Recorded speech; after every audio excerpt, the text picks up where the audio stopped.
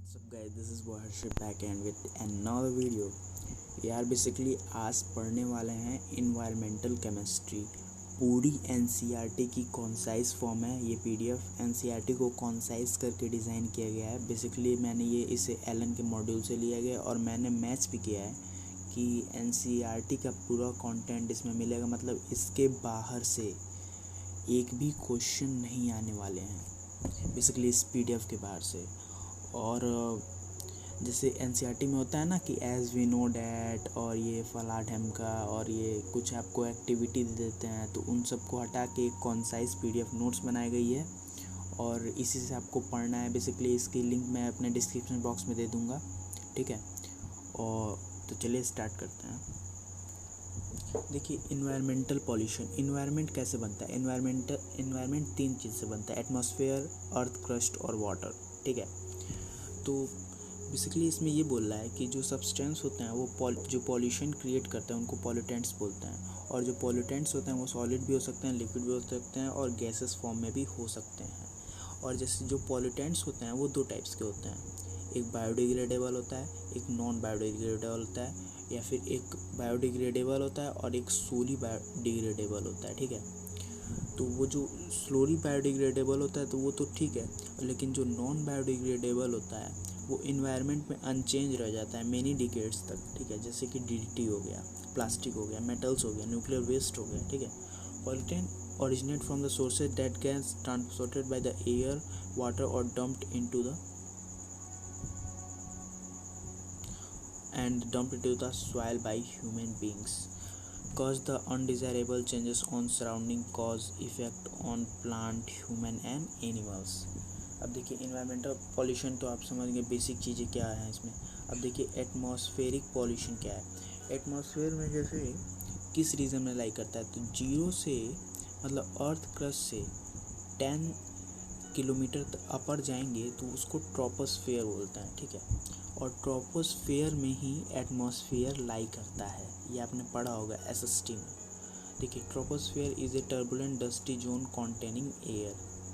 देखिए above troposphere between 10 to 50 kilometre there is a sea level lies stratosphere, मतलब 50 kilometre above सी level, मतलब अगर आप सी लेवल से 50 किलोमीटर तक 10 to 50 किलोमीटर तक जाएंगे, मतलब सी लेवल से अर्थ के, तो वो स्ट्रेटोस्फेयर होगा। और अगर सी लेवल से 10 किलोमीटर तक जाएंगे तो ट्रोपोस्फेयर, और सी लेवल से 10 to 15 किलोमीटर तक जाएंगे तो स्ट्रेटोस्फेयर हो जाएगा, ठीक है।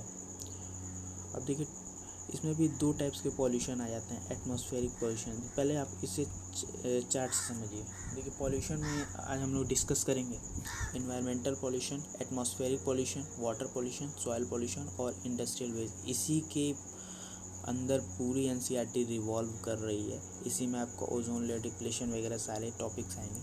तो एटमॉस्फेरिक पॉल्यूशन में दो टाइप के पॉल्यूशन आएंगे, ट्रोपोस्फेरिक और स्ट्रेटोस्फेरिक। वाटर में भी 3 टाइप के आएंगे, पैथोजेनिक, ऑर्गेनिक वेस्ट और केमिकल वेस्ट। फिर सॉइल पॉल्यूशन में देखिए एक पेस्टिसाइड नाम का पॉल्यूशन आएगा। फिर इंडस्ट्रियल वेस्ट में बायोडिग्रेडेबल और नॉन बायोडिग्रेडेबल। और देखिए फिर ट्रोपोस्फेरिक पॉल्यूशन में 2 टाइप्स के आएंगे, गैसियस एयर पॉल्यूशंस जैसे SO2, NO2, हाइड्रोकार्बन, CO2, और एक पार्टिकुलेट पॉल्यूटेंट जैसे वाइबल नॉन वाइबल मतलब जो इजली विएबल्स हो जैसे बैक्टीरिया, फंगी, और नॉन विएबल जैसे smoke, dust, Mitch, fume, smoke, ठीक है। मतलब ये फ्लो चार्ट है, आपको पूरे चैप्टर का ये एक बेसिक आइडिया दे देगा। ये मैंने खुद डिज़ाइन किया, मतलब पूरे एनसीईआरटी का टॉपिक से पूरे मैच करके बेसिक आइडिया लेने के लिए। चलिए तो नेक्स्ट देखते हैं। ट्रोपोस्फेरिक पॉल्यूशन में जैसे मैंने बताया ना 2 टाइप्स के होते हैं, गैसेस, देखिए गैसेस पॉल्यूशन, पार्टिकुलेट पॉल्यूशन। तो गैसेस पॉल्यूशन यहाँ पढ़ने वाला है।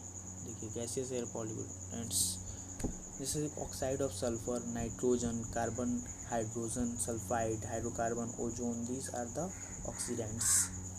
और पार्टिकुलेट पॉल्यूशन जैसे air, dust, mist, fume, smoke. Gases pollution में क्या है, ऑक्साइड ऑफ सल्फर। देखिए ऑक्साइड ऑफ सल्फर बेसिकली क्या है, पॉइजनस गैस होता है, ये एनिमल के लिए भी और प्लांट्स के लिए भी, पता ही है, बचपन से सुनते आ रहे हैं। इससे कुछ डिजीज़ भी होती हैं, जैसे रेस्पिरेटरी डिजीज़ जैसे asthma, bronchitis, emphysema in human beings. Sulphur dioxide cause irritation in the eye resulting in tear and the redness. और ये भी करता है cause stiffness to the flower buds, मतलब इससे केवल ह्यूमन में इरिटेशन वगैरह नहीं होता है, प्लांट में जैसे फ्लावर बर्ड्स होते हैं उसमें स्टिफनेस आ जाती है। ये जो मैंने ऐड किया है वो एनसीईआरटी के रेफरेंस से लेकर ऐड किया, मतलब एनसीईआरटी के कंटेंट्स में कुछ छूट गया था और वो प्रीवियस में क्वेश्चन आ गया था, तो इसलिए मैंने कुछ ऐडअप कर दिया। ज़्यादा नहीं छूटा है, बस 1-2 पॉइंट छूटे हैं, उसे मैंने बेसिकली पेंसिल से ऐड कर दिया। तो आप इस नोट्स को फुली रेफ़र कर सकते हो जेई एग्ज़ाम के लिए या फिर बोर्ड्स के लिए।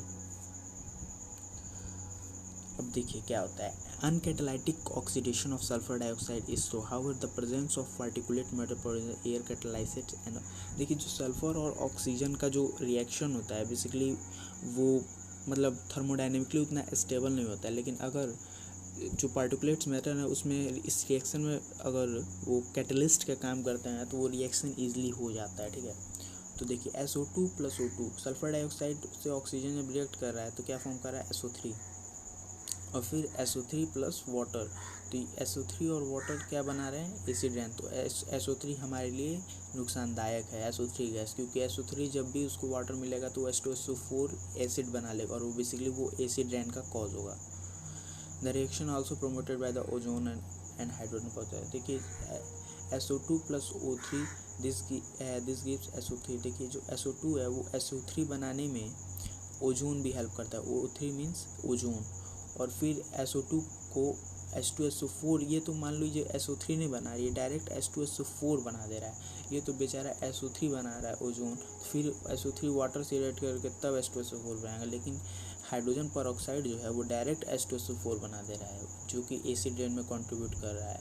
ओजोन तो कंट्रीब्यूट कर ही रहा है क्योंकि वो SO3 फॉर्म कर रहा है जो कि वाटर से मिलकर H2SO4 बनाएगा, लेकिन हाइड्रोजन परऑक्साइड तो बहुत खतरनाक वाला कंट्रीब्यूट कर रहा है, वो डायरेक्ट H2SO4 बना दे रहा है। ये बेसिक चीज़ आपको ध्यान रखना है, इसके बारे से कोई क्वेश्चन। फिर ऑक्साइड ऑफ नाइट्रोजन भी हमारे इन्वायरमेंट के लिए नुकसान है, वो कैसे है कि जो डाई नाइट्रोजन और डाई ऑक्सीजन है वो भी दोनों रिएक्ट नहीं करते हैं नॉर्मल टेम्परेचर पर, लेकिन high altitude when lightning they combine to form. और लेकिन जैसे बेसिकली नाइट्रोजन और ऑक्सीजन आपस में तो वो करते नहीं है, कंबाइन करते नहीं, लेकिन हाई एल्टीट्यूड वगैरह पे मतलब ऊपर एकदम जाने पे जहाँ पे बादल कड़कती हैं, बिजली जगती हैं, तो वो एक तरह का बहुत ज़्यादा टेम्परेचर प्रोड्यूस करता है, उसकी वजह से ये दोनों का रिएक्शन पॉसिबल हो जाता है। और वो जैसे die nitrogen N2 + O2 NO2 form कर देता है, तो NO2 oxidise to nitrate ion which was in soil where serve as a fertiliser. जैसे NO2 नाइट्रेट आयन का जो हम लोग फर्टिलाइजर में भी यूज़ करते हैं, लेकिन जैसे when fossil fuel is burn dry nitrogen and dioxygen combine to yield significant quantity of nitric oxide and nitrogen oxide as given below. N2O2 जैसे ये फॉसिल फ्यूल जब बर्न कर रहा है तो वो क्या बना रहा है, देखिए नाइट्रिक ऑक्साइड बना रहा है, NO बना रहा है जब फॉसिल फ्यूल बर्न कर रहा है, तो फिर ये NO क्या करता है, वो instantly react with oxygen and this gives NO2। Rate of production of NO2 is faster when nitric acid react with ozone in atmosphere. देखिए जो rate of production of NO2 है वो फास्टर हो जाता है अगर वो ओजोन से रिएक्ट करता है, ठीक है। NO + O3 NO2, मतलब NO2 का प्रोडक्शन यहाँ पे बहुत फास्टर रेट से होने लगता है अगर नाइट्रिक एसिड और ओजोन से रिएक्शन कराया जाए। जैसे एक थंडर स्टॉर्म आ रहा था तो क्या हो रहा था कि जो नाइट्रोजन गैस और ऑक्सीजन गैस है वो आपस में मिलकर डायरेक्ट NO2 फॉर्म कर देते हैं, लेकिन फॉसिल फ्यूल्स है वो NO भी फॉर्म करता है, तो NO से भी NO2 बन जाएगा जो कि नुकसानदायक है। NO2 वो भी ओजोन गैस है, तो इससे ओजोन लेयर का एक तरह से डिप्लीशन हो रहा है। आप देखिए इस बात को, देखिए यहाँ भी ओजोन लेयर का डिप्लीशन हो रहा था, कहाँ गया, हाँ देखिए SO2 की वजह से भी ओजोन यूज़ हो रहा है तो ओजोन लेयर का डिप्लीशन हो रहा है, और NO की वजह से भी O3 यूज़ हो रहा है तो ओजोन लेयर का डिप्लीशन हो रहा है। देखिए यहाँ पे समझ रहे हैं बात को।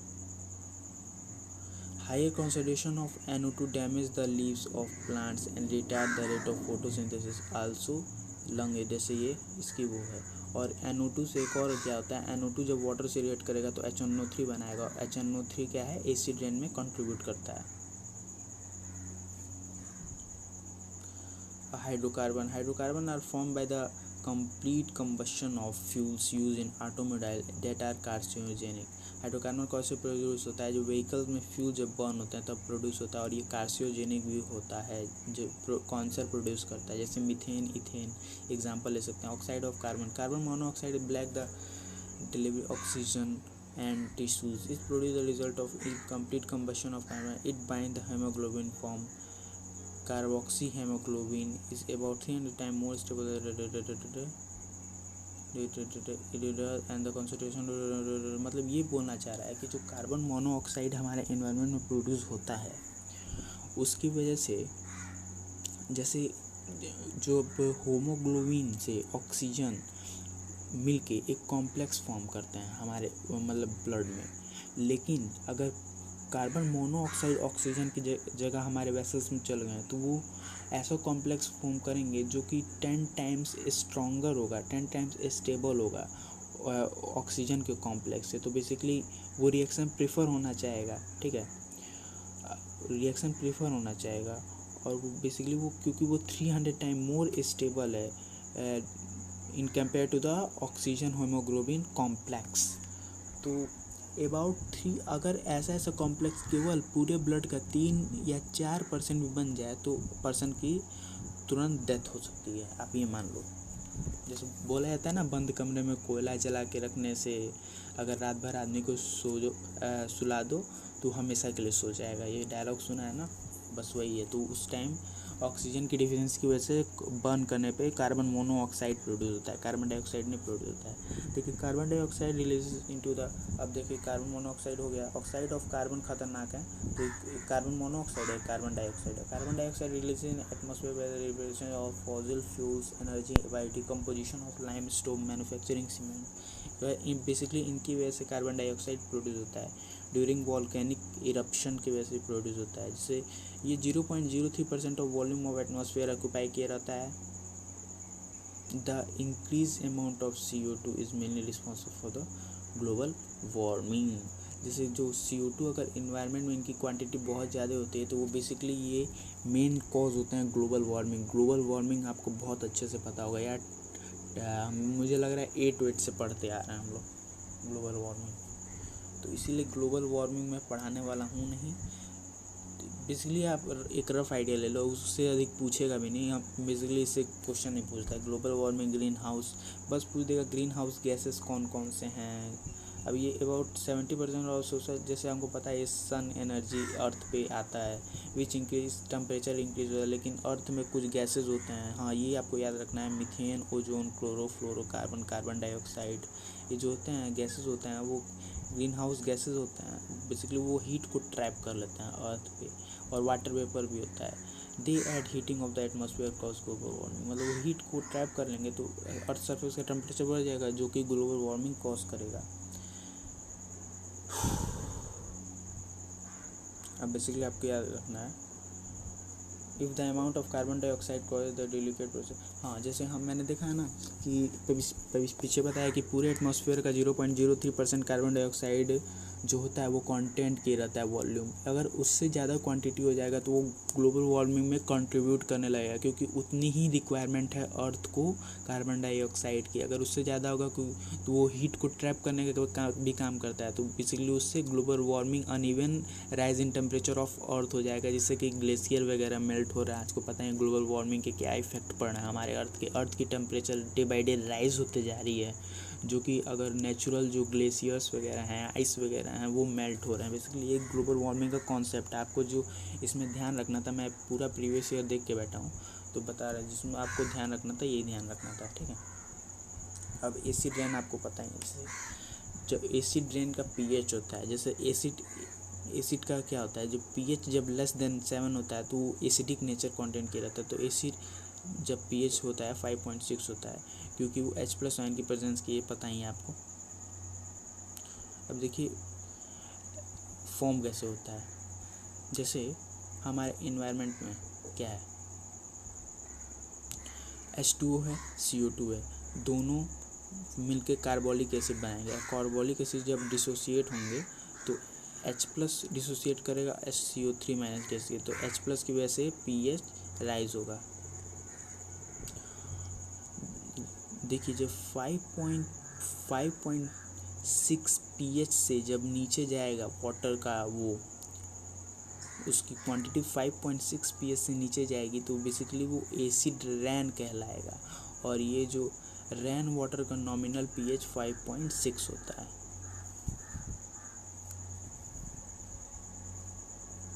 अब एसिड रेन की वजह से क्या होता है, देखिए जैसे कोरोजन इन वाटर पाइप्स हो जाता है और भी बहुत सारे एसिड रेन के इफेक्ट्स हैं। CaCO3 H2SO4 हाँ जैसे इसमें चलो उसको छोड़ते हैं। Burning of fossil fuel contain sulphur nitrogen such as coal, oil, power station furnace and diesel. Sulfur dioxide and nitrogen oxide after oxidation reaction with major contributor of acid rain. हाँ जो ये SO2 और NO2 gas होते हैं वो major contributor होते हैं acid रैन के। कैसे पहले बताया ही है मैंने कि SO2 O2 से मिलकर कंबाइन होकर SO3 बनाता है और SO3 H2O से मिलकर H2SO4 बनाता है। NO2 और O2 प्लस H2 क्या SNO3 बनाते हैं, ऊपर बताया है मैंने। Acid rain is harmful for agriculture. Acid rain है बहुत हार्मफुल है, ये बचपन से पढ़ते हैं, ये मेरे को इंटरेस्ट नहीं आ रहा है ये सब पढ़ाने में, बात समझ रहे ना। वैसा टॉपिक आएगा तो अपन जम के पढ़ाएंगे, ये सब तुम नोट डाउनलोड करके खुद से पढ़ लिया करो।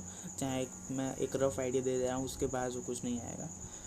ये एक्वेटिक लाइफ भी इफ़ेक्ट करता है, जैसे रेस्पिरेटरी ह्यूमन रेस्पिरेटरी सिस्टम को भी इफ़ेक्ट करता है। जैसे ताजमहल का पता ही है, डे बाई डे वो थोड़ा मतलब येलोइश कलर का होता जा रहा है। क्यों होता जा रहा है?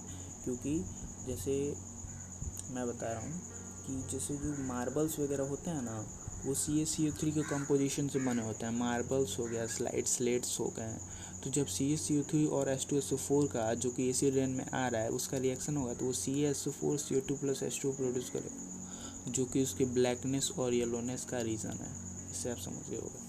तो बेसिकली अब आ गए हम लोग पार्टिकुलेट पॉल्यूटेंट्स पे। गैसेस पॉल्यूटेंट्स कवर हो गया। पार्टिकुलेट पॉल्यूटेंट्स दो टाइप्स के होते हैं, वायबल नॉन वायबल। बेसिकली इससे कोई मैटर नहीं करता है, आप डायरेक्ट पॉइंट पे आओ। Particulates pollutants are the minute solid particle which is vehicle emission. Particulate मतलब जो पार्टिकल टाइप्स के जो पॉल्यूशन होते हैं जो हमारे इन्वायरमेंट में, जैसे dust particle fly ash industries के द्वारा जो निकलती है। और ये जो वाइबल होते हैं, जैसे नॉन वाइबल तो डस्ट स्मोक ये सब हो गया, और वाइबल जैसे हो गए bacteria, fungi, moulds, algae are minute living organism that are disperse in may cause allergy. इसकी वजह से भी इनको हम लोग पॉल्यूटेंट्स क्यों बोल रहे हैं, क्योंकि जो वाइबल हैं बैक्टीरिया, फंगाई, इनकी वजह से भी एलर्जी होता है, प्लांट डिजीज़ होती हैं, जैसे प्लांट सड़ जाते हैं इनकी वजह से, फंगाई की वजह से। तो इसीलिए हम लोग भी इनको इन्वायरमेंट पॉल्यूटेंट्स में शामिल कर रहे हैं, पार्टिकुलेट्स में। और पार्टिकुलेट्स क्यों बोल रहे हैं, क्योंकि वेरी ये माइन्यूट लिविंग ऑर्गेनिज्म है, पार्टिकल की भांति। अब जैसे नॉन वाइबल मैंने क्या बताया था, स्मोक हो गया, डस्ट हो गया, मिस्ट हो गया, फ्यूम्स हो गया। अब जैसे डस्ट देखिए, dust is a fine solid particle over 1 micrometre in diameter produce during crushing वगैरह। कैसे प्रोड्यूस होता है ये सब आप देख लो, ये सब बेसिकली ये पूछा नहीं जाता है। और लीड यूज है, हाँ लीड भी एक तरह का पॉल्यूटेंट्स है, जैसे पता है ना शीशा वगैरह के पार्टिकल्स हमारे उसमें। स्मोक देखिए, स्मोक ये थोड़ा सा इंपॉर्टेंट है, इस पर ध्यान दीजिएगा। क्या होता है स्मोक? दो वर्ड से डिफाइन है, स्मोक एंड फॉग। तो इसका SMO और इसका G, स्मोक। स्मोक बेसिकली दो टाइप्स के होते हैं, एक क्लासिकल स्मोक, ये बेसिकली देख लीजिएगा, ये बहुत इंपॉर्टेंट है, ये क्लासिकल स्मोक, और ये photo chemical smoke. Classical smoke को हम लोग लंदन स्मोक भी बोलते हैं, और फोटो केमिकल स्मोक को हम लोग लॉस एंजल्स स्मोक भी बोलते हैं। ये बेसिकली सिटी के नेम्स के ऊपर रखे गए हैं, पहले इन्हीं सिटीज़ में पाया गया था। तो जो क्लासिकल स्मोक होता है वो mixture of smoke, fog plus sulphur dioxide का होता है। It is a reducing mixture, मतलब ये जो मिक्सचर होता है वो रिड्यूसिंग नेचर का होता है, ये आपको याद रखना है कि क्लासिकल स्मोक इस रिड्यूसिंग नेचर का होता है। और इसको हम लोग रिड्यूसिंग स्मोक भी बोलते हैं। ये बेसिकली डे टाइम्स में अकर करता है, it's occur in the during day time और कूल ह्यूमिड क्लाइमेट। बेसिकली ये मॉर्निंग एकदम भोर का समय नहीं होता है, ठीक है, उसी टाइम ये अकर होता है, और ये कूल ह्यूमिड क्लाइमेट में अकर, मतलब कूल टाइप्स के क्लाइमेट में अकर होता है। और फोटोकेमिकल स्मोक होते हैं वो basically action of sunlight on unsaturated hydrocarbon and nitrous oxide produce by the automobiles and factories. यहाँ नीचे इसका फॉर्मेशन अभी पढ़ेंगे हम लोग। तो अब इसको बस इतना, action of hydrocarbons, sunlight on hydrocarbon and nitrogen oxide की वजह से ये प्रोड्यूस होते हैं, और बेसिकली इनका फॉर्मेशन हम देखने वाले हैं। देखिए, hydrocarbons and nitric oxide build up sufficiently high level of chain reaction occur in the interaction with the sunlight. When NO is converted to NO2 and NO2 turns absorb energy from sunlight and break into nitric oxide and free oxygen atom। तो हम photochemical smoke का हम लोग formation पढ़ रहे हैं। देखिए, जो NO2 होता है हमारे एनवायरनमेंट में प्रोड्यूस होता है अवेलेबल होता है। तो जब उससे सनलाइट पड़ता है तो बेसिकली NO और O पार्ट में टूट जाता है, ठीक है। और जो ऑक्सीजन होता है वो बहुत रिएक्टिव होता है, तो very reacted combined with O2 in the air produce ozone. और जैसे ये NO2 जब NO और O पार्ट में डिगा तो ये एटॉमिक ऑक्सीजन जो है वो बहुत हाईली रिएक्टिव होता है, वो एटमॉस्फेरिक ऑक्सीजन से रिएक्ट करके ओजोन फॉर्म कर देता है, ठीक है। ओजोन फॉर्म इज रिएक्ट ऐसे विथ अनदर फॉर्म। जो यहाँ पे इस पे ओजोन फॉर्म हो रहा है वो क्या होता है, वो NO से रिएक्ट करके जो नाइट्रिक ऑक्साइड है उससे रिएक्ट करके NO2 प्रोड्यूस कर, जैसे एक साइकिल टाइप NO2 से जैसे NO में ब्रेक हुआ, ठीक है, NO में ब्रेक हुआ, फिर NO से यहाँ पे NO2 प्लस O2 में प्रोड्यूस हो गया। तो ozone is a toxic gas both NO2 and O3 are strong oxidizing agent. They can react with the unburnt hydrocarbon in the polluted produce chemical for। अब जैसे ये क्या करते हैं बेसिकली, इन NO3 और NO2 वगैरह का रिएक्शन होकर बेसिकली ये सब कंपाउंड्स फॉर्म कर, इनके आपको नाम याद रखने और इनके बेसिकली रफली फार्मूला याद करना है। रफली फार्मूला कैसे, क्या, जैसे आपको रफली इनका फार्मूला बस याद कर लेना है, क्योंकि प्रीवियस ईयर में क्वेश्चन आए हुए हैं, मैंने पढ़ा है, तो मैं पूरे प्रीवियस ईयर के क्वेश्चन के हिसाब डिज़ाइन ये नोट्स ही पढ़ा रहा हूँ। आपको कोई भी यूट्यूब वीडियो देखने की ज़रूरत नहीं है, आप बिलीव करो, इससे आप 100% मार्क गेन कर सकते हो। मैं प्रीवियस ईयर वीडियो भी लेके आऊँगा, आप लोग देख लेना। तो ये फॉर्मल्डिहाइड, एरोलिन और परऑक्सी एसीटेल नाइट्रेट PAN, ठीक है। आपको इसका रफ आइडिया रखना है कि फोटोकेमिकल स्मोक में बेसिकली एरोलिन, फॉर्मल्डिहाइड और ये बेसिकली प्रोड्यूस होते हैं परऑक्सी एसीटेल नाइट्रेट। अब जैसे ट्रोपोस्फेरिक पोल्यूशन तो पढ़ लिया, स्ट्रॉस्फेरिक पोल्यूशन, एटमॉस्फेयर क्या होता है 10 to 15 किलोमीटर तक एग्जिस्ट करता है। तो उसमें जैसे ओजोन जो होता है ना, ओजोन वो स्ट्रेटोस्फेयर में ही आता है, और एटमॉस्फेयर किस में आता है, ट्रोपोस्फेयर में आता है। तो जो ओजोन क्या करता है, ओजोन बेसिकली ना फिल्टर करता है। जैसे प्रीवियस में क्वेश्चन आया था कि ओजोन पास नहीं होने देता है, ओजोन ये करता है, ओजोन वो आपको कॉन्सेप्ट क्या कह रहा है, जो ओजोन लेयर होता है वो अल्ट्रावायलेट रेस को फिल्टर करता है। वैसे ऐसा नहीं कि पास नहीं होने देता, जो हाई वेवलेंथ की अल्ट्रावायलेट रेज होती हैं वैसे हर अल्ट्रावायलेट को रेस को फिल्टर नहीं करता है। जो हाई वेवलेंथ की अल्ट्रावायलेट रेज होती है उनको फिल्टर कर देता है, मतलब उनको जाने नहीं देते, क्योंकि वो नुकसान है। जैसे जिसका वेवलेंथ 255 नैनोमीटर के रेडिएशन के अप्रॉक्स होता है या उससे अधिक होता है, उनको ये फ़िल्टर कर देती हैं, जो कि कैंसर वैंसर में हमारे बहुत वो करता है। Ozone in the atmosphere is a product of UV radiation action dioxygen O2 molecules. The UV radiation split apart molecule oxygen to free oxygen and. हाँ, बेसिकली क्या होता है, जो सनलाइट पड़ने पे जो O2 होता है वो बेसिकली एटॉमिक ऑक्सीजन में ब्रेक हो जाता है, और फिर एटॉमिक ऑक्सीजन और एनवायरनमेंट का ऑक्सीजन वो करके O3 ओजोन बना देते हैं। ऊपर ये प्रोसेस चलते रहता है ओजोन फॉर्मेशन को। ओजोन ऐसे फॉर्म होता है, देख लीजिए। ओजोन जो होता है वो thermodynamically unstable and decomposes molecular oxygen था से डायनेमिक। हाँ, जैसे जो ओजोन होता है वो स्टेबल नहीं होता, वो फिर ब्रेक हो जाता है। तो फिर ब्रेक होगा तो फिर ये एटॉमिक ऑक्सीजन कंबाइन करेगा इससे, और फिर ओजोन, मतलब ये प्रोसेस चलते रहता है, ठीक है, ये है।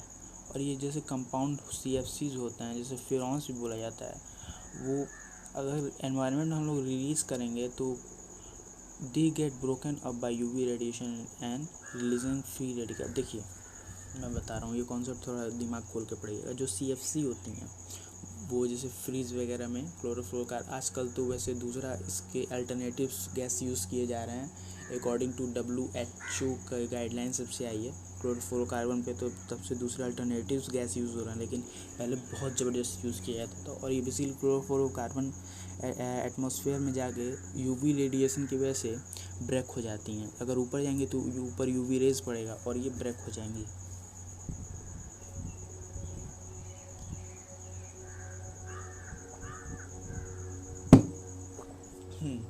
तो जब क्लोरोफ्लोरोकार्बन यूवी रेडिएशन की वजह से ब्रेक होंगी तो जैसे आप CF2 यहाँ पे Cl और एक और Cl ऐसे रहेगा ना, Cl2 है, तो बीच का बॉन्ड तोड़ोगे तो एक इस पे इलेक्ट्रॉन और एक इस पे, मतलब ये फ्री रेडिकल बन जाएंगे।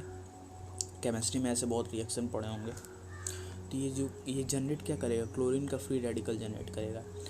तो ये क्लोरीन का फ्री रेडिकल देखिए ओजोन से तुरंत रिएक्ट कर जाता है, तो ऐसे ये डिप्लीशन ऑफ ओजोन का काम कर रहा है। देखिए ओजोन से तुरंत रिएक्ट करके ClO बना दे रहा है फ्री रेडिकल प्लस O2 बना दे रहा है। बताइए, ये आप देख रहे हैं ना, ये बेसिकली ये ब्रेक ओजोन इनटू ऑक्सीजन, ये ओजोन लेयर को ब्रेक करके ऑक्सीजन में चेंज कर दे रहा है। और ये जो फ्री रेडिकल यहाँ प्रोड्यूस हुआ था, फिर ये ऑक्सीजन से कंबाइन करके फिर एक और नया क्लोरीन फ्री रेडिकल बना रहा है। मतलब ये फिर क्लोरीन रेडिकल फिर ऑक्सीजन से रिएक्ट करके ये प्रोड्यूस करेगा।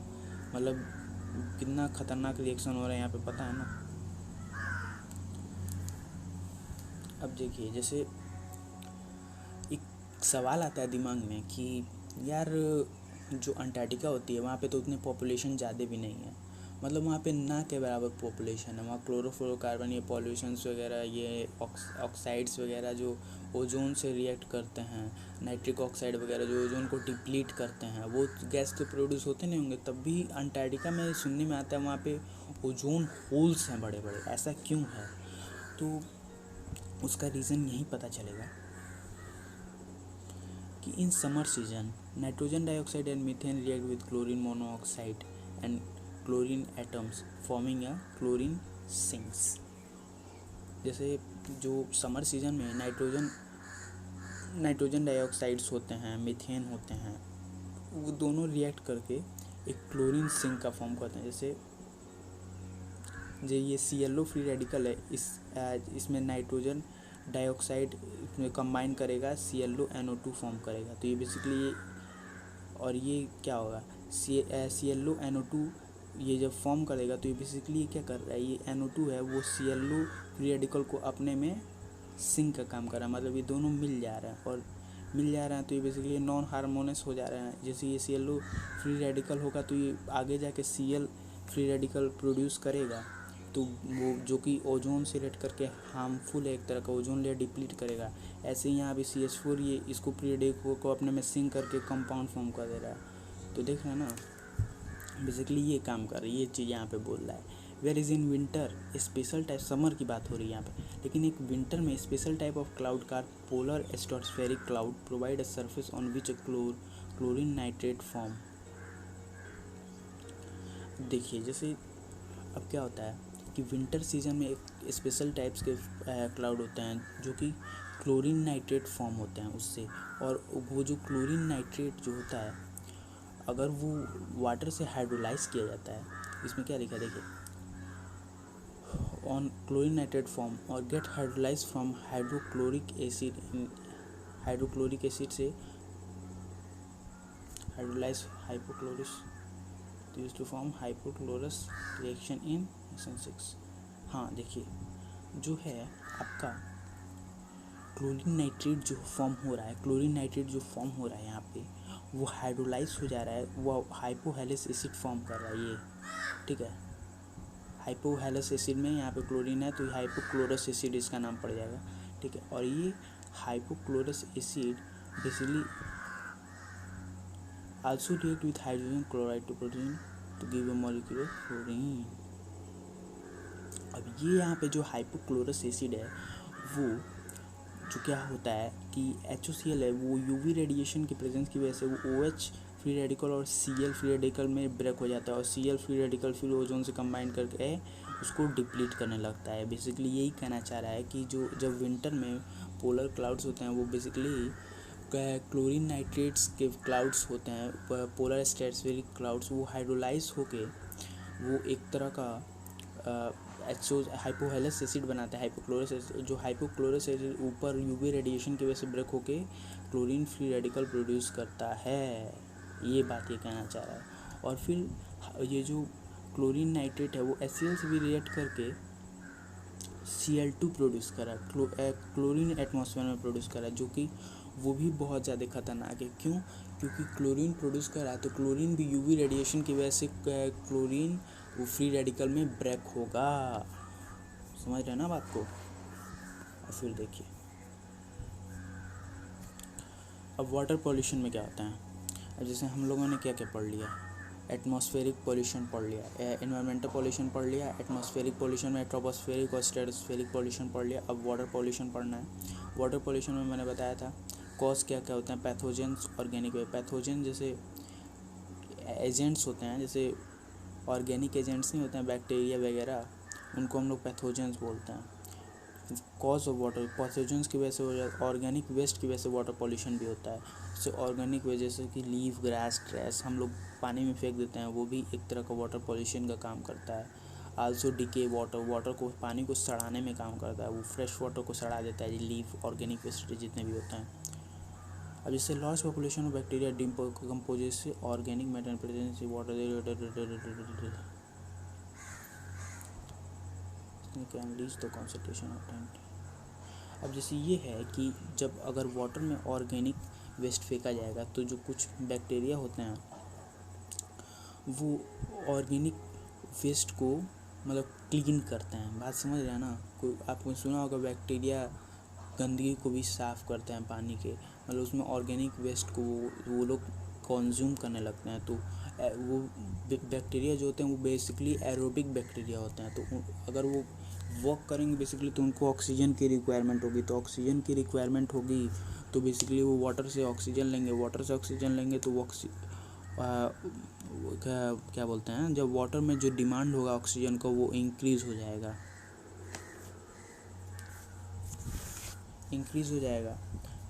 आपको ये देखिए यहाँ पे बताएगा जो BOD वैल्यू होगी, मतलब oxygen demand, biological oxygen demand जो होगी, biochemical oxygen demand, BOD value वो वाटर की इंक्रीज़ हो जाएगी। अगर देखिए क्लीन वाटर क्या है, क्लीन वाटर में जो BOD वैल्यू होती है वो लेस देन 5 ppm होती है, बेसिकली इसमें यही इंपॉर्टेंट है। और whereas highly polluted water में BOD वैल्यू 17 ppm। इसमें क्लीन वाटर में कम BOD वैल्यू इसलिए है क्योंकि ऑर्गेनिक वेस्टेड क्लीन वाटर में कम होंगे, तो बैक्टीरिया ऑर्गेनिक वेस्ट को कम कंज्यूम करना पड़ेगा, और वो एरोबिक बैक्टीरिया कम वर्क करेंगे तो कम ऑक्सीजन की डिमांड होगी उनके लिए। वैसे ही अगर ऑर्गेनिक वेस्ट बहुत ज़्यादा होंगे तो बहुत ज़्यादा बैक्टीरिया को उस पर वर्क करना होगा, तो वो एरोबिक बैक्टीरिया हैं तो उनको ऑक्सीजन की डिमांड बहुत ज़्यादा होगी। बेसिकली इसका ये कॉन्सेप्ट है। अब हमने ऑर्गेनिक वेस्ट पढ़ लिया। Chemical pollution, water pollution chemical की वजह से भी होते हैं, इंडस्ट्री से हैवी मेटल, कैडमियम, मरकरी, निकल वगैरह ये बेसिकली निकलते हैं। पेट्रोलियम प्रोडक्ट्स जो होते हैं, केमिकल पेट्रोलियम, पेस्टिसाइड्स हो गए हैं, इसमें PVCs हो गए, जैसे ये सब देख लेना, ये सब इतना पूछा नहीं जाता है, ये आपको जानकारी होगा। फर्टिलाइज़र की वजह से हो जाता है, केमिकल में पता ही ना ये सब जो होते हैं। हाँ, यूट्रिफिकेशन आप देख लो, the process in which the nutrient rich water body support dense plant population which kill the animal life. हाँ, जैसे यूट्रिफिकेशन प्रोसेस ये होता है कि जो अगर कोई वाटर उसमें डेंस प्लांट स्पीसीज़, वाटर में भी प्लांट स्पीसीज़ होती हैं, तो वो क्या करते हैं, प्लांट स्पीसीज़ वो अपने आप को सपोर्ट करने के लिए, अपने आप को लीव करने के लिए ऑक्सीजन चाहिए, उनको ऑक्सीजन चाहिए। तो ऑक्सीजन कहाँ से लेंगे, जो वाटर में डिज़ोल्व ऑक्सीजन होगा वो वहीं से प्लांट्स वगैरह जो होंगे वो वहीं से अपना डिज़ोल्व ऑक्सीजन लेंगे। डिज़ोल्व ऑक्सीजन अगर सारा बहुत ज़्यादा प्लांट है तो सारा डिज़ोल्व ऑक्सीजन अगर प्लांट्स लेने लगें तो जो एक्वेटिक एनिमल होंगे, मछलियाँ वगैरह हो जाएंगी, उनको ऑक्सीजन नहीं मिल पाएगा और उनकी वजह से वो मर जाएंगी। ठीक है, तो इसी प्रोसेस को यूट्रिफिकेशन बोलते हैं।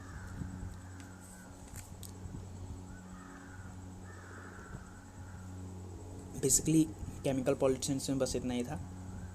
अब देखिए ड्रिंकिंग वाटर के लिए भी ये एक स्टैंडर्ड जारी किया गया है कि ड्रिंकिंग वाटर में कितना कंसंट्रेशन का होना चाहिए मेटल्स वेटल्स का। तो यहाँ मैंने चार्ट्स ये सब आपको ने पढ़ना है, डायरेक्ट यहाँ कूद के आइए और ये आपको रट जाना है। प्रीवियस ईयर में इससे क्वेश्चन बनते हैं, रट जाना है इसको। आयरन के लिए 0.2 ppm मतलब इतना कंसंट्रेशन होना चाहिए, या अगर इसको पार्ट्स पर बिलियन में चेंज करेंगे, ये पार्ट्स पर मिलियन में है तो इसको 1000 से मल्टीप्लाई कर देंगे तो 200 ppm। क्योंकि मैंने इसको इसलिए लिख दिया ना कि प्रीवियस ईयर में क्वेश्चन आ रहा है कि कितने पार्ट्स पर बिलियन तक का कंसंट्रेशन इस मेटल के लिए होना चाहिए, जैसे इस टाइप का क्वेश्चन आ रहा है। तो इसमें मैंने यहाँ पे ppm में लिखा है तो मैंने पार्ट्स पर बिलियन में चेंज किया है यहाँ पे। और कुछ और पूछा है, जैसे यहाँ पे नाइट्रेट का पूछ दिया है, नाइट्रेट का नहीं लिखा था, ठीक है। नाइट्रेट का यहाँ आप याद कर लीजिएगा, और यहाँ पे सल्फेट का यहाँ पे याद कर लीजिएगा, ठीक है। नाइट्रेट का, सल्फेट का, फ्लोरीन यहाँ लिखा होगा, देखिए फ्लोरीन, इसका 1 ppm होना चाहिए। नाइट्रेट का 50 ppm तक होना चाहिए। लीड का 0.05 ppm या फिर 50 पार्ट्स पर बिलियन होना चाहिए। ये सब आपको ये डाटा याद कर लेना है, बस ये डेटा याद कर लेना, उसके बाद इसमें कोई कॉन्सेप्ट नहीं है, बस ये डेटा याद रखना है। अब देखिए सॉइल पॉल्यूशन पे हम लोग आ गए। सॉइल पॉल्यूशन किसकी वजह से होता है? पेस्टिसाइड्स वजह से ही होता है, ठीक है। अब ये बेसिकली आपको ये क्या याद रखना है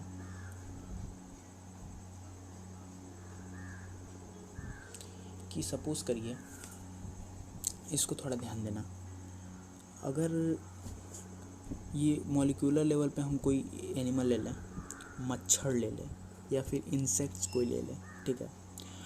अगर उस पर DDT डाला जा रहा है, सपोज करिए DDT, पता है ना, पहले बहुत वो हाईली रिकमेंडेड दवा मानी जाती थी गवर्नमेंट मच्छर का माने, उसमें DDT डाला जा रहा है, तो मच्छर में DDT जा रहा है, उसकी वजह से मर जा रहे हैं। या फिर कई साल बाद जो मच्छर होते हैं उससे अपना वो रेजिस्ट बना लेते हैं कि वो DDT और डालने पे उन पे कोई इफ़ेक्ट नहीं पड़ता है, मच्छर के भी इवॉल्व होने लगते हैं। जैसे आपको पता ही है ना कि जैसे बोलते हैं कि इंसान को यार थोड़ा थोड़ा जहर दो तो आगे जाके अगर उस जहर का उस पर कोई इफ़ेक्ट नहीं पड़ता है, उसी वजह से मच्छरों में भी DDT की वजह से उससे रेजिस्ट आ जाते हैं, तो बेसिकली वो मरते नहीं हैं। और वो मरते नहीं हैं इंसेक्ट्स मॉस्किटो, फिर उनको फिश खा जाती है, फिश खाती है, एक्वेटिक प्लांट या एक्वेटिक फ़िश खा जाती है, आप यहाँ से समझो, एक्वेटिक फ़िश खा जाती है। और स्मॉल फ़िश को क्या करती है? लार्जर फ़िश खा जाती है, स्मॉल फ़िश को लार्जर फ़िश खा जाती है, और लार्जर फ़िश को ह्यूमन खा जाते हैं। तो बेसिकली इससे क्या है, जो DDT का लेवल है वो ह्यूमन में इनडायरेक्टली ट्रांसफ़र हो रहा है, आप देख रहे हो ना, ह्यूमन में इनडायरेक्टली ट्रांसफ़र हो रहा है। और बेसिकली यहाँ पे क्या बोल रहा है कि each trophic level the pollutants get 10 time concentrated, और ईच ट्रॉपिक लेवल पे जो पॉल्यूटेंट्स और DDT का 10 टाइम्स कॉन्सेंट्रेटेड हो जाएगा। कैसे कि मच्छर में थोड़ा सा DDT का इफेक्ट आएगा, और मछली तो 1-2 मच्छर खाएगी नहीं, 50, 60, 70, 80 कीड़े या मच्छर खाएगी, तो वो छोटी मछलियाँ पूरी छोटी मछली के शरीर में चल जाए। और बड़ी मछली एक पीस तो छोटी मछली खाएगी नहीं, कई पीस खाएगी, लाइफ टाइम तक खाते रहेगी, तो उस पर और कॉन्सेंट्रेट हो जा रहा है। और बड़ी मछली तो इंसान एक थोड़ा बहुत तो खाएगा नहीं, लाइफ टाइम तक खाएगा, तो उससे ज़्यादा DDT में उससे बहुत ज़्यादा ह्यूमन बीइंग में कॉन्सेंट्रेट हो जा रहा है। बेसिकली यही है कॉन्सेप्ट इसका, इससे सवाल नहीं बनते हैं। इंडस्ट्रियल वेस्ट में क्या कहा जा रहा है? देखिए इंडस्ट्रियल वेस्ट में बायोडिग्रेडेबल हो जा रहा है, जैसे कॉटन मिल्स, फूड प्रोसेसिंग, जैसे प्लांट बेसिक जो प्लांट से बना के जो मिल्स उल्स हैं, कॉटन हो गया, फूड प्रोसेसिंग हो गया, पेपर हो गया, लकड़ी उकड़ी से बनता है, टेक्सटाइल हो गया, ये बायोडिग्रेडेबल होता है, मतलब उम्र के साथ, मतलब समय के साथ ही बायोडिग्रेड हो जाते हैं इन्वायरमेंट। लेकिन नॉन बायोडिग्रेडेबल भी बहुत ज़्यादा पावर प्लांट्स हैं, जैसे कि मेटल वोटल के पावर प्लांट, पॉलिशिंग वगैरह के, पेंट सोन्स के हैं पावर प्लांट, जितने भी हैं वो फ्लाई ऐश प्रोड्यूस करते हैं, स्टील के, मतलब ये सब बेसिकली जो non biodegradable power plant fly ash produce करेंगे, स्लैग प्रोड्यूस, स्टील इंडस्ट्री वगैरह से भी नॉन बायोडिग्रेडेबल, सीमेंट इंडस्ट्री से निकलती है। अब देखिए हमको अपना इन्वायरमेंट या वेस्ट मैनेजमेंट कैसे कंट्रोल करना चाहिए, उसके लिए ये गाइडलाइंस कुछ दी हुई हैं। कलेक्शन एंड डिस्पोजल, मतलब डिस्पोजल उसको सेपरेट करना हमको, बायोडिग्रेडेबल नॉन बायोडिग्रेडेबल। फिर उसको जो नॉन बायोडिग्रेडेबल है उसको हमको रिसाइकलिंग में भेजना चाहिए, क्योंकि वो तो डिग्रेड हो नहीं जाएंगे, बेसिकली उससे नया कुछ रिसाइकल होकर ही बनेगा। अब देखिए, अब यहाँ पे ग्रीन केमिस्ट्री आता है। ग्रीन केमिस्ट्री क्या है? It is the area of chemistry and chemical engineering focused on the design of product and process that minimize the use and generation of hazardous substance। इससे आप समझ रहे होगे, बेसिकली सिंपल सा डेफिनेशन है। ये एक बेसिक टाइप की इंजीनियरिंग होती है जो क्या कहती है कि प्रोडक्ट प्रोसेस तो हो, मतलब प्रोसेस तो हो, लेकिन उसको प्रोसेस होने में जो हैजार्ड्स हो रहे हैं वो बेसिकली उसको रिड्यूस कर दिया जाए। ठीक है, यही होती है ग्रीन केमिस्ट्री। इसको क्या सस्टेनेबल केमिस्ट्री भी हम लोग बोलते हैं ग्रीन केमिस्ट्री को। अब ग्रीन केमिस्ट्री में क्या आता है? अब देखिए, utilisation of extend knowledge base for reducing the chemical hazard along with the developmental of activity foundation of green. देखिए, एक्टिविटीज़ भी हों, प्रोडक्ट्स भी प्रोड्यूस हों, नए नए प्रोडक्ट्स भी प्रोड्यूस हों, लेकिन एनवायरनमेंट को भी हार्म ना हो, इस मिनिमाइज कर दिया जाए हार्मफुल, जैसे जो कि गैसेस वगैरह निकलती हैं या फिर बहुत ज़्यादा वो निकलती हैं, उनको रिड्यूस कर दिया जाए। वही होती है ग्रीन केमिस्ट्री का मास्टरमाइंड। तो ग्रीन केमिस्ट्री के डे लाइफ एग्जांपल देखिए, dry of cleaning closet, tetrachloroethene use किया जा रहा है। टेट्राक्लोरोइथेन यूज़ किया जा रहा है भाई, तो ग्रीन केमिस्ट्री तो ड्राई क्लीनिंग ऑफ, उसमें क्या फ़ायदा हो रहा है कि इसमें फ़ायदा ये हो रहा है कि use of super critical carbon dioxide as a green solvent. अब जैसे जो कार्बन डाइऑक्साइड जो यूज़ हो रहा है वो एज ए सॉल्वेंट यूज़ हो रहा है। ठीक है, इसमें ड्राई क्लीनिंग वगैरह में एज ए सॉल्वेंट, तो मतलब कार्बन डाइऑक्साइड का लेवल भी एटमॉस्फेयर का रिड्यूस किया जा रहा है। और ब्लीचिंग ऑफ पेपर में भी, bleaching of paper, chlorine gas is used earlier for bleaching paper this day hydrogen. वैसे क्लोरीन गैस पहले यूज़ किया जाता था, लेकिन क्लोरीन गैस आपको पता ही है कि इन्वायरमेंट के लिए कितना नुकसानदायक है। आगे जाके अल्ट्रावायलेट रेडिएशन उसको क्लोरीन रेडिकल में तोड़ देते हैं, और chlorine radical basically ozone layer से रेड कर जाता है, मतलब ओजोन लेयर को डिप्लीट करता है। तो इसीलिए क्लोरीन का यूज़ करने के बजाय हम लोग हाइड्रोजन पेरोक्साइड का यूज़ कर रहे हैं। बेसिकली ये ग्रीन केमिस्ट्री के साइंस का यूज़ हो रहा है। और सिंथेसिस ऑफ केमिकल्स में हम लोग जो केमिकल सिंथेसिस कर रहे हैं तो उसमें कैटलिस्ट डाल दे रहे हैं कि वो केमिकल अगर प्रोड्यूस करने में अगर कुछ हार्मफुल गैसेस बाहर निकल रही हैं तो उसमें हम लोग कैटलिस्ट डाल दे रहे हैं कि जो प्रोडक्शन रेट है वो बहुत हाई हो जाए और हम लोग को उसको 2-3 बार बनाने की ज़रूरत ना पड़े। देखिए 90% का यील्डिंग दे रहा है। तो क्या है? Use of aqueous HO2 in place of CO2 for bleaching, use of catalyst for the greater yield of product. Basically ये ग्रीन केमिस्ट्री का वो है। तो बेसिकली ये आपका चैप्टर मैंने पूरा फिनिश कर दिया। इसे एक बार अगर रिवीजन करना हो तो कर लेना PDF नोट डाउनलोड करके, नहीं तो एक बार और वीडियो को देख लेना। अगर एक ही बार में याद हो गया, दिमाग बहुत सही है तो बहुत सही है। अब इसके बाद से आप NCERT बिल्कुल मत पढ़ना, कोई पढ़ने की ज़रूरत नहीं है NCERT। आप सीधे अब प्रीवियस ईयर पे चाहे बोर्ड से क्वेश्चन हो चाहे JEE वगैरह क्वेश्चन हो, आप सीधे उस पर कूद जाओ। So thank you very much, thanks a lot.